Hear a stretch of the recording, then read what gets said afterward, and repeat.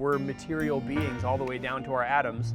And if we want to live in a world that still has purpose and meaning and value, we need to find a way to reconcile that with the finding of science.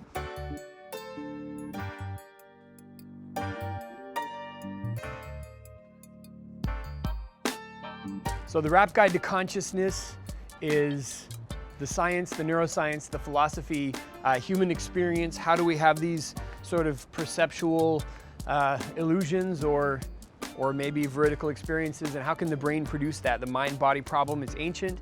There's never been an answer. It's always been philosophers arguing over it, and yet now we have all this empirical data from neuroscience and plausible models of how neurons interacting could produce subjective experiences. So it's a deep dive into that. I go through the various theories and I land on free will in the soul.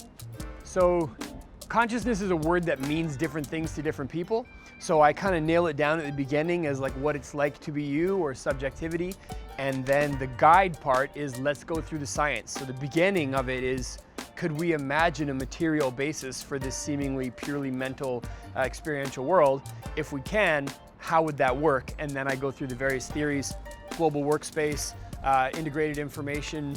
My favorite is predictive processing and the sort of Bayesian inferential model of our perceptual experiences. And then I come at the end to, so what does this say about us? And what it seems to say is we're material beings all the way down to our atoms. And if we want to live in a world that still has purpose and meaning and value, we need to find a way to reconcile that with the finding of science if we don't want science to overturn all the moral systems and sort of social norms that keep us all in line and cooperating. So mainly I rap about evolution, actually. In the first one I did, Rap Guide to Evolution, I kind of see each next project as a spin-off. So neuroscience, it's about brain evolution and the capacities we have in the context of their adaptive history. Climate change, obviously, is a physical science, but it's also the psychology of why it's so hard to deal with. For me, everything relates back to our evolutionary past.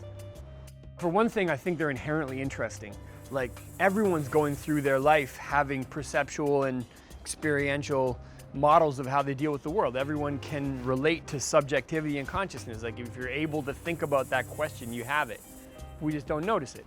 And everyone is the product of an evolutionary process that got them here. So I try to pick topics, everyone is going to be influenced by the outcomes of climate change, which are, currently could go one way or could go another way. So, I try to take the findings of science that people would naturally, dismiss or find inaccessible, difficult, and say, this is actually about you, how you got here, what your options are, how you deal with the world.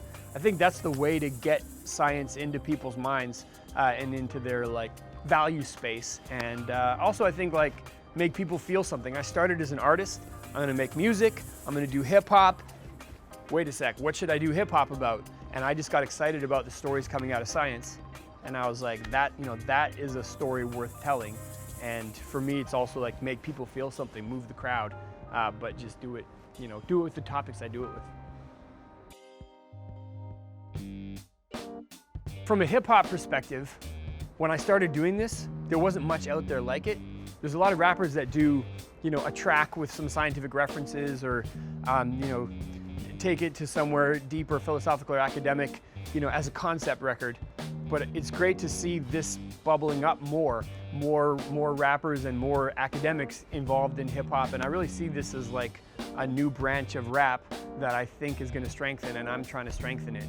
And I'm not trying to do something that's forget hip hop, it's over here. I'm doing something on my own. I'm trying to show people what can be done with the art form in a way that celebrates the art form, but also shows its upward potential. So I was on Star Talk with Neil deGrasse Tyson and Brian Greene a year and a half ago, which was amazing. Performed at a 3,000 seat sold out venue, and the highlight was the Seattle Science Festival, which was in 2012, and I got to open for Stephen Hawking. So, and he watched me from the side of the stage while I did my set, and it was bucket list level.